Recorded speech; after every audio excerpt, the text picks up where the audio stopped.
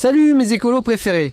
Vous avez entendu parler de l'explosion de l'IA, ChatGPT, Gemini, Claude, Mistral, avec une course mondiale à celui qui atteindra l'intelligence artificielle générale en premier. Tout le monde s'y met. On a l'impression que c'est illimité, immatériel, presque magique. Or, c'est avant tout matériel.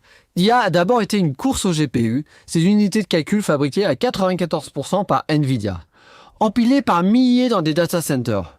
Mais cette course rencontre un problème. Jensen Huang, le patron de Nvidia, explique que l'IA, c'est un gâteau à 5 couches. L'énergie, les puces qu'il fabrique, le cloud, les modèles et les applications au sommet. L'important, pas les données, pas les talents, pas les GPU, mais l'énergie. En 2024, les data centers consommaient déjà 1,5% de l'électricité mondiale. Ça paraît peu, sauf que c'est l'équivalent de toute la consommation de la France. Et d'ici 2030, dans 5 ans, cette consommation va doubler uniquement à cause de l'IA. Pour vous donner une idée de l'ampleur, aux États-Unis en 2030, les data centers consommeront plus d'électricité que toute l'industrie lourde américaine réunie. L'aluminium, l'acier, le ciment, la chimie. En France, RTE anticipe que les data centers pourraient représenter 6% de notre électricité nationale. C'est ça le monde physique derrière le monde virtuel. Le problème, c'est qu'il n'y a pas assez d'électricité disponible. La moitié des data centers prévus aux US ont été annulés ou retardés. Jensen Huang le dit lui-même, si on ne résout pas l'énergie, toutes nos puces ne sont que des coquilles vides. Et c'est littéralement ce qui se passe. Il existe aujourd'hui des stocks de dizaines de milliards de dollars de GPU qui ne trouvent pas de data center ou être connectés faute d'électricité. Donc oui, l'énergie est le grand enjeu de l'IA. Et ça tombe bien, le numérique, l'énergie et l'écologie, c'est précisément mon domaine. Dans cette vidéo, je vais vous montrer comment la course à l'IA est en train de faire exploser le mirage d'un monde plus écologique. Et derrière ce constat se cache quelque chose de bien plus profond, une logique que les sociétés modernes répètent depuis des siècles et qui explique pourquoi les promesses écologiques finissent toujours par céder face à une seule priorité, la allez, je spoil pas, regardons ça ensemble. Pour simplifier, il existe deux grands types de data centers.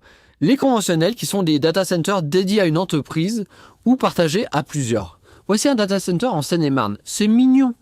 Mais la croissance explosive que l'on observe vient des data centers optimisés pour l'IA, que l'on appelle des hyperscalers. Et ceux-là peuvent être juste colossaux. Regardez ce data center d'Amazon. Un data center consomme énormément. Les plus gros en construction consomment autant que 2 millions de ménages et les futurs pourraient aller jusqu'à l'équivalent de 5 millions de ménages. On parle de data center d'1 gigawatt. Ça veut dire qu'il faut l'équivalent d'une centrale nucléaire pour l'alimenter. Or, quand tu installes un data center dans un lieu, tu dois dimensionner son réseau pour ça. Or, les réseaux électriques sont vite saturés. Voyez par exemple à Londres, ils ont refusé la construction de nouveaux logements car les réseaux étaient saturés par l'arrivée des data centers.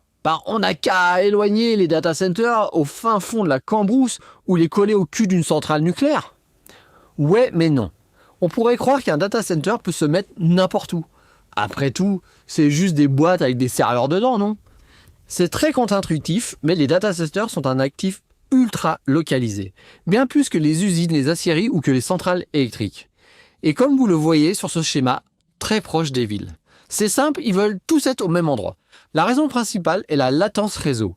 De nombreux services numériques comme la finance haute fréquence, les jeux vidéo en ligne, l'IA temps réel, sont extrêmement sensibles à la latence. La deuxième raison, c'est un effet boule de neige. Plus il y a de data centers interconnectés dans une zone, plus cette zone devient attractive. Parce que l'on peut y répliquer les données en temps réel, y assurer la continuité de service, y trouver des fournisseurs spécialisés, de la main-d'œuvre, etc. Et puis les data centers se concentrent là où se trouvent les nœuds structurants du réseau Internet. En Europe, c'est Londres, Francfort, Dublin, Amsterdam. En France, c'est Paris pour les raisons que vous imaginez, et aussi Marseille, proche des câbles sous-marins vers l'Afrique, le Moyen-Orient et l'Asie. Un data center isolé loin de ces hubs subit un handicap structurel de connectivité. Donc retenez qu'un data center n'est pas un actif déplaçable, c'est un nœud d'infrastructure comparable à un port ou un aéroport. Conséquence, quand vous avez beaucoup de consommateurs pour l'électricité dans un même endroit, ça fait flamber les prix. Aux États-Unis, le phénomène est déjà massif. Selon une analyse de Bloomberg, les prix de gros d'électricité ont augmenté jusqu'à 267% en 5 ans dans les zones proches des data centers. Ce qui est particulièrement injuste et politiquement explosif, c'est qui paye ? Entre 2020 et 2024, les tarifs résidentiels aux US ont bondi de 25%, pendant que les gros consommateurs, comme les data centers, bénéficiaient de tarifs quasiment stables. En Illinois, plus 16%. En Ohio, plus 12%. En un an, Donald Trump lui-même s'est emparé du sujet.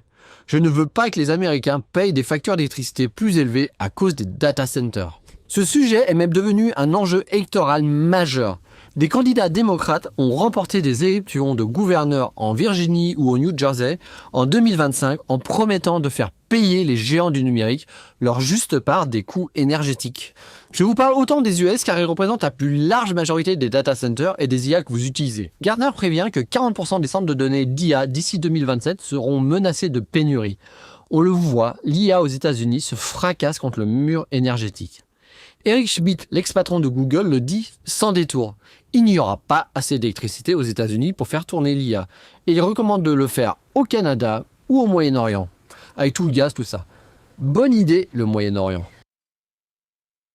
Cela fait des années que, comme de nombreuses entreprises, les géants du numérique nous laissaient croire qu'ils allaient être neutres en carbone. Microsoft en 2050, Amazon en 2040, Meta même en 2030. C'est suffisamment loin pour qu'on oublie leurs promesses. Et je vous le dis tout net, c'est impossible qu'ils y arrivent. Il y avait déjà une dérive visible entre les engagements et la réalité, comme on le voit ici avec Microsoft, en vert les promesses, en noir la réalité. Résultat, les émissions globales de Microsoft ont bondi de 24% par rapport à 2020. Le patron de BlackRock le résume parfaitement. Il y a 4 ans, les hyperscalers exigeaient des renouvelables.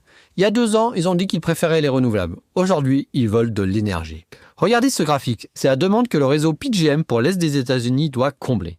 Comment ? Essentiellement avec du gaz en vert sur ce graphe. L'IEA dit qu'en 2024, le gaz fournissait déjà 40% de l'électricité des data centers états-uniens. Regardez le bleu clair, c'est ce qu'ils ne pourront tout simplement pas fournir. PJM montre également que pour chaque gigawatt supplémentaire demandé par le data center, il faut installer plus du double de production sur le réseau électrique et essentiellement du gaz en orange ici et des batteries en bleu. Je vous le traduis autrement. Les data centers pour l'IA au niveau mondial, ce sera du gaz et du charbon, comme on le voit ici en gris et en gris foncé. Et ne parlons pas de nucléaire, on le voit même pas tellement c'est ridicule.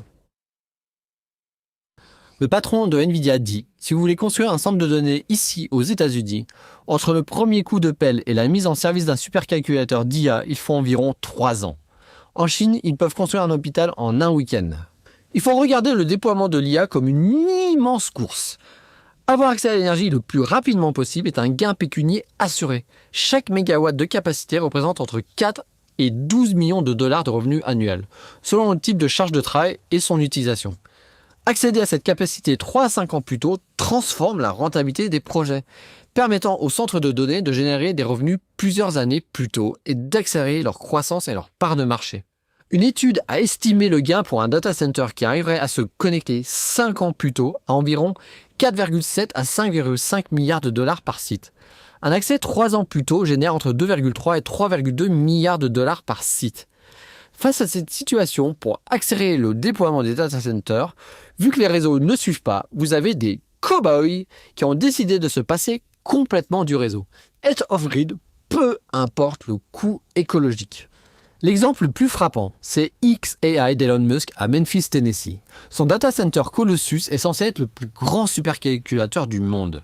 L'entreprise a obtenu les permis nécessaires pour installer 15 turbines à gaz naturel, fournissant 247 MW d'énergie autonome sur site. C'est énorme déjà.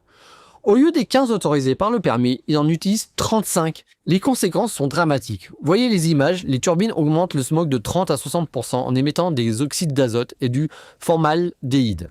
À croire que c'est pas grave parce que le site se trouve dans une communauté pauvre et majoritairement noire de Memphis. Attends, pars pas, c'est pas fini. xAI prépare un second data center, Colossus 2, cette fois alimenté par 41 turbines à gaz, ce qui en ferait l'une des plus grandes centrales à combustible fossile du Mississippi. xAI n'est pas seul. Meta, OpenAI, Oracle et Chevron construisent des data centers entièrement déconnectés du réseau public avec leur propre centrale au gaz naturel.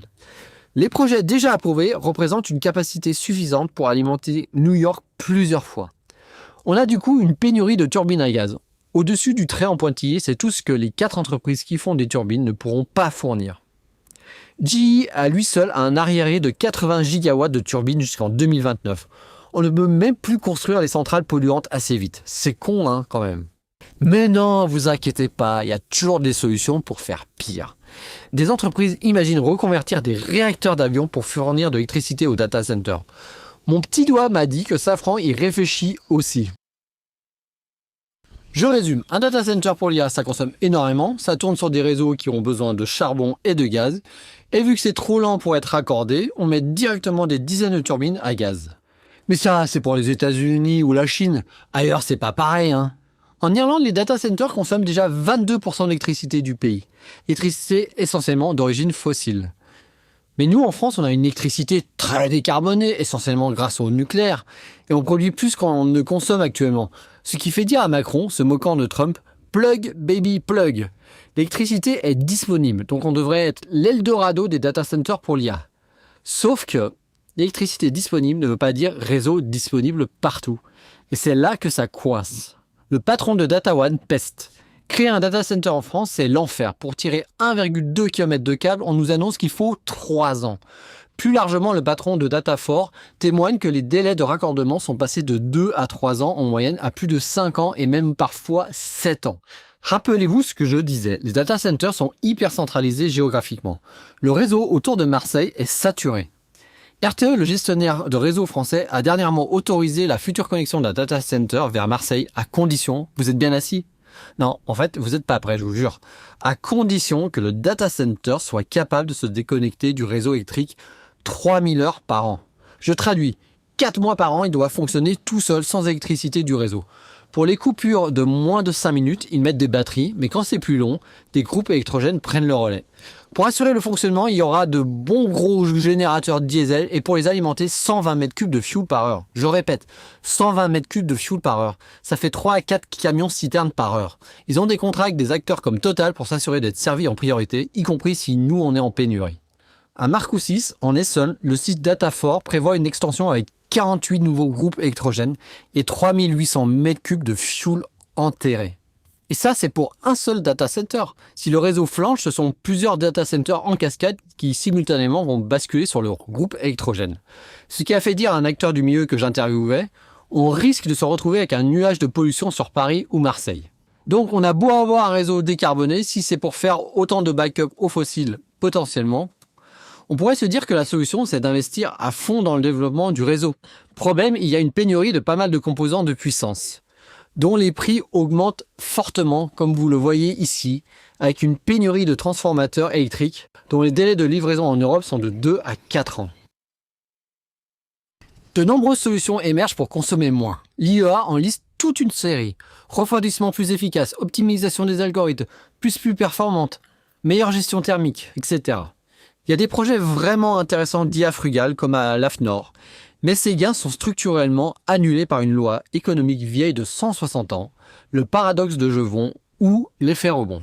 Le PDG de Microsoft l'a dit lui-même, à mesure que l'IA deviendra plus efficace et accessible, nous verrons son utilisation exploser. Il existe quand même des solutions pour mieux intégrer les data centers au réseau électrique. Ils ont en théorie un gros potentiel d'effacement, c'est-à-dire consommer moins quand le réseau est sous tension. Si un data center d'1 gigawatt s'effaçait seulement 1% du temps, le gestionnaire de réseau ne devrait prévoir que 3 mégawatts de plus pour être capable de le gérer sur le réseau. C'est fou, ce serait la solution. Des projets d'effacement existent, hein.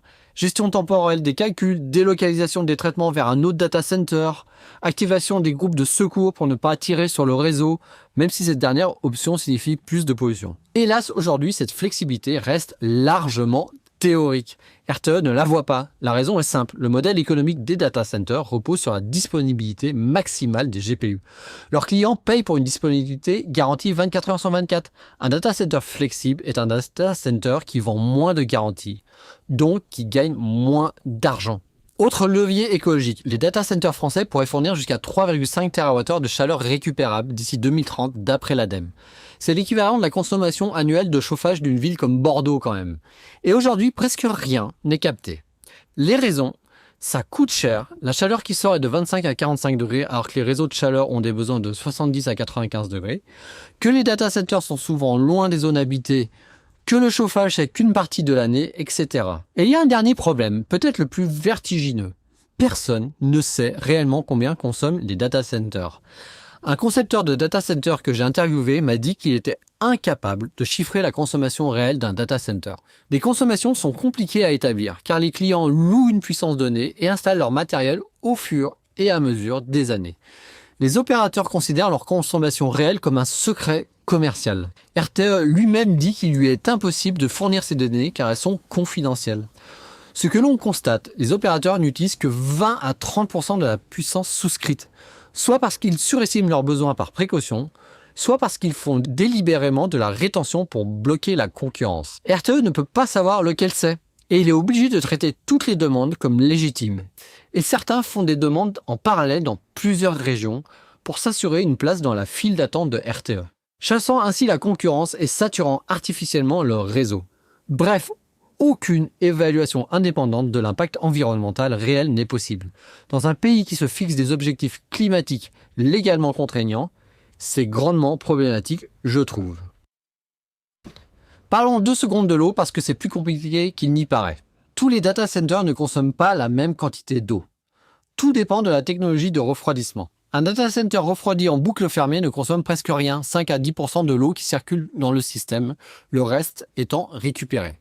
Un data center refroidi uniquement par air consomme quasiment 0 eau sur site. Et effectivement, les nouveaux data centers vont dans cette direction. À Marseille, un projet avec refroidissement à l'eau de mer est prévu. Mais quand on parle consommation d'eau, il faut aussi ajouter la consommation d'eau pour produire l'électricité. Et là, ça change tout. Une centrale thermique à gaz consomme des millions de litres d'eau pour son refroidissement. Et cette eau n'apparaît dans aucun bilan officiel des data centers. L'IEA estime la consommation mondiale des data centers à 560 milliards de litres d'eau par an, avec une projection à 1200 milliards de litres en 2030. Et ce qui est vraiment problématique, c'est où ces data centers prolifèrent. Environ 30% des data centers actuellement en construction se trouvent dans des régions où le stress hydrique va s'intensifier d'ici 2050. Super. Donc voilà la vraie image. Les nouveaux data centers consomment de moins en moins d'eau sur site, c'est réel. Mais le parc existant reste très gourmand, la direction est bonne, le rythme est insuffisant. Alors quoi faire? On pourrait vous répondre qu'il faut réguler, limiter, taxer, que l'Europe devrait imposer des normes environnementales strictes aux hyperscalers, que les engagements climatiques des GAFAM doivent être rendus contraignants. Tout ça est vrai. Et tout ça va continuer à ne pas se faire. Parce que derrière toute cette histoire de data center, il y a quelque chose de bien plus profond. Quelque chose qu'un anthropologue américain que j'adore, Joseph Tenter, a mis en lumière en étudiant l'effondrement des grandes civilisations. Sa conclusion est brutale. Les sociétés ne s'effondrent pas parce qu'elles manquent de solutions, elles s'effondrent parce qu'elles ne peuvent pas se permettre de les appliquer. Je répète parce que c'est important. Les sociétés ne s'effondrent pas parce qu'elles manquent de solutions, elles s'effondrent parce qu'elles ne peuvent pas se permettre de les appliquer. Face à une menace sur leur survie, invasion, compétition économique, course technologique, elles sacrifient toujours les engagements secondaires pour maintenir leur puissance. Or, l'écologie a toujours été un engagement secondaire. Et la compétitivité au XXIe siècle, c'est l'IA. Pas dans 10 ans, maintenant. Celui qui contrôle la puissance de calcul contrôle l'économie, l'armée, la diplomatie, l'information. C'est tellement important que l'Iran a bombardé des data centers comme un actif stratégique. Donc c'est pour ça que Trump signe des décrets pour accélérer le déploiement des data centers. C'est pour ça que aussi la Chine construit des centrales électriques à un rythme que l'Occident n'atteindra jamais. C'est pour ça que Macron dit « plug baby plug » et annonce 109 milliards d'investissements. Aucun de ces dirigeants n'est fou, aucun n'est particulièrement cynique. Ils font exactement ce que Tenter prédit. Ils optimisent pour la survie compétitive de leur société. Et dans cette logique, les promesses de neutralité carbone, elles tomberont les unes après les autres. Pas dans un grand scandale, discrètement. Une dérogation après l'autre, un rapport enterré après l'autre, une centrale à gaz rallumée après l'autre. On l'a vu dans cette vidéo, Microsoft, Google dont les émissions explosent, xAI qui installe illégalement des turbines et qui s'en sort avec un permis. Ce ne sont pas des accidents, c'est la logique du système qui se révèle. Alors oui, et ça me coûte de le dire sur une chaîne d'écologie, oui, la France doit installer des data centers. Sans être naïf bien sûr, car actuellement le déploiement des data centers en France, ce n'est pas pour répondre à une demande, mais c'est de la spéculation. Ils sont sous-utilisés et ont du mal à attirer des clients. En tout cas, évitons d'installer les data centers d'Amazon ou d'OpenAI qui exportent leur valeur et importent leur modèle énergétique. Des data centers souverains, plutôt oui. Parce que ne pas jouer, c'est ne plus avoir son avenir en main, comme l'explique Tenter. Mais ne nous racontons pas d'histoire. Cette course va consommer, elle va polluer, elle va réchauffer. D'ailleurs, certains projets de data center comme le projet Matador vont émettre plus de CO2 que des pays comme la Jordanie ou la Croatie. C'est fou. Et le réchauffement climatique qui s'accélère va à son tour intensifier les compétitions sur l'eau, sur l'énergie, sur les territoires. Ce qui rendra encore moins probable le moment où une société pourra enfin se permettre de ralentir. C'est le piège de Tenter et nous y sommes.